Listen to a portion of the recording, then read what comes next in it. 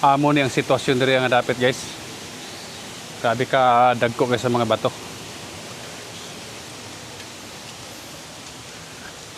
So atong una guys, sa mga gagmay pa mi, diregid mi nandagko kini nga area.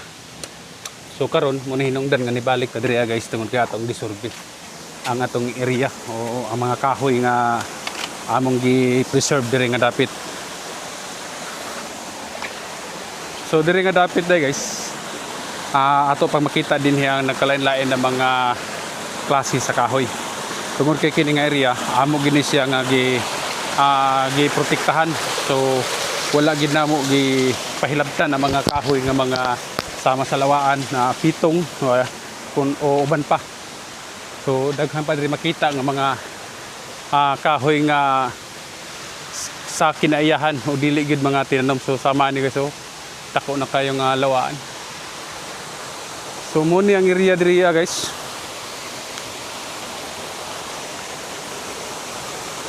Wow.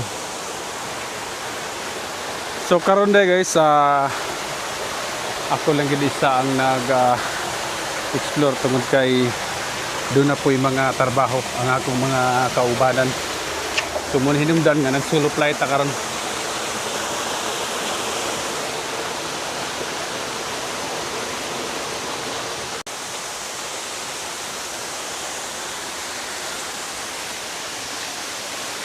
Wow, kabugnaw.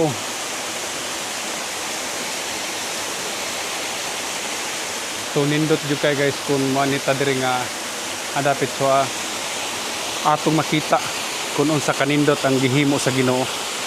So kung ato lang pamalandungan, maamis kita tungod kay nindot jud kayo ang gibuhat sa Ginoo. Sama niyo.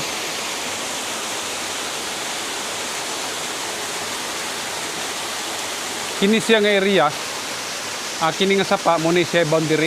So kana siya nga side ha, alahay na po na siya tagiya. Tapos kini nga side mao ni ang amo nga area. So dagko pang kahoy diri nga atong makita. Tungod kay wala gid namo ni siya gipahilabtan. Amo gini siyang gi-preserve. So napay mga dao, lawaan, pitong o guban pa. So hardwood naputay makita diri nga balit nga kahoy. Sa uban ginganlan nila og ironwood. So padayon ta guys, dito ta sa langob nga akong giingon.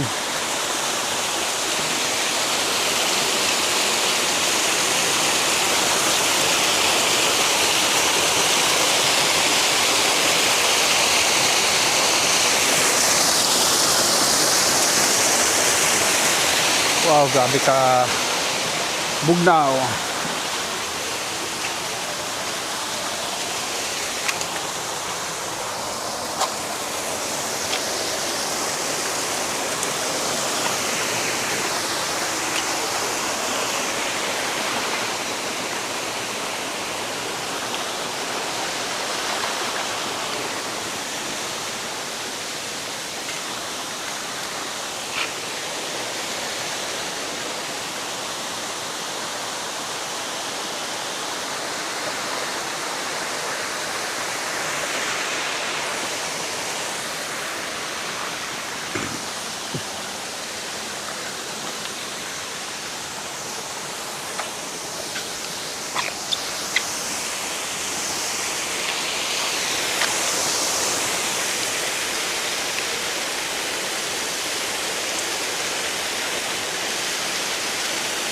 Wow, grabe ka bugnaw kay guys.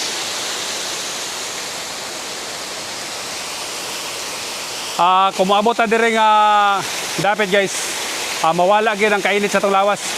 So kay bisag dili pa ka maligo, makaabot lang ka diri nga dapat.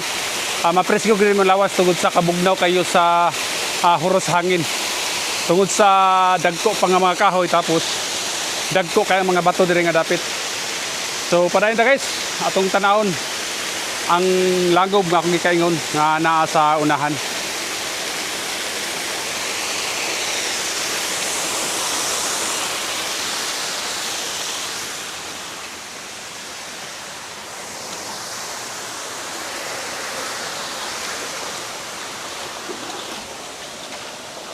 mag-amping lang ta dire karon kay tungod kay wala tay dalang sundang basig makasugat ta og banakon. Pero sanay naman taan ang mga mananap tungod kay dire man kita nagdako sa bukid. So nakahibalot ta kun unsaon nato nga makaiwas ta. So atong tanawon guys, kay murag nay natumba nga kahoy si babaw. So atong tanawon kun unsa ni siya nga kahoy, gitumba ba ni siya o gihilabtan sa tao.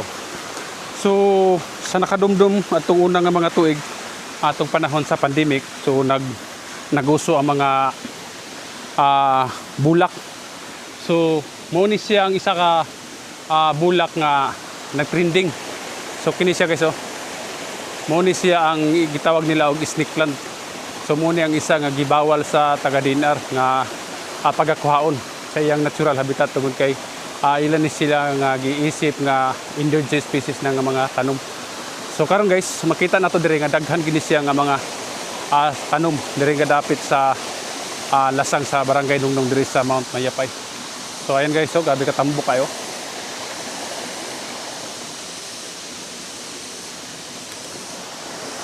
So padayon ta guys.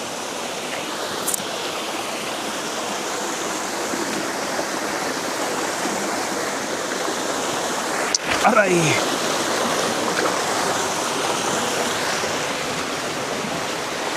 Lah. Nga lang natumbam ni kahoyan eh. Sa makanig gipilay o natumba sa hangin. Atong tanawon kay basin og nagtuo pa ta nga naa pa din mga kahoya pero wata kay balo nga gihilabtan na day. So atong tanawon sa hinungdan nga nung natumba ni siya. So muna ang lawa dagko na kayo.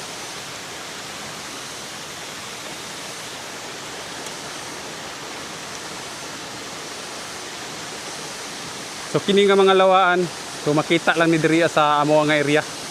Tungod kay sa uban nga area diri nga dapit, so dili nakakakita ani nga mga kahoy. Wow, kanindot kaliguan.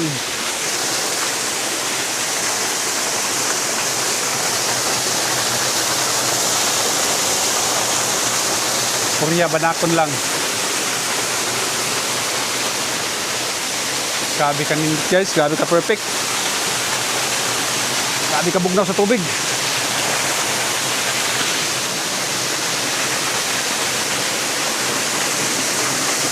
Wow.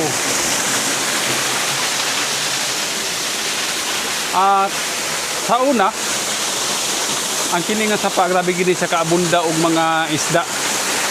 So dagko kayong isda nga ato makita sa una diri mga uwang. So karon dili na nato na makita guys tungod kay daghan na karon ang nag-uso sa pagpangurinti o pagpanghilok sa mga sapa. So muna hinungdan nga dili na nato makita ang kato nga mga isda o mga uwang nga ato makita diri sa sapa.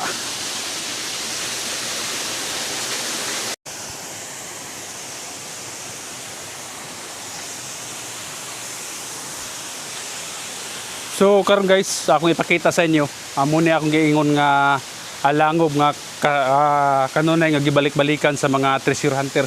So kini siya guys, atong una, kini siya nga area, grabe yun siya kalawom kayo.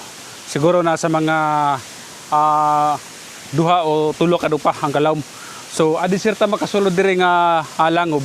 So kikinahanglan pa ginato nga mo salom ta padulong dito sa ilalom, adi sirta makasulod. So karon ang nahitabo namabaw na ang tubig, tapos ang ibabaw katong bato nga nag-alis siya hang baba tungod sa sige nga pag-ulan, sige nga pagbaha sa kadugay sa panahon, mo hinungdan nga nahugmak. So karon plano ta nga atong sudlon guys, kaso wala ta nakadala og flashlight.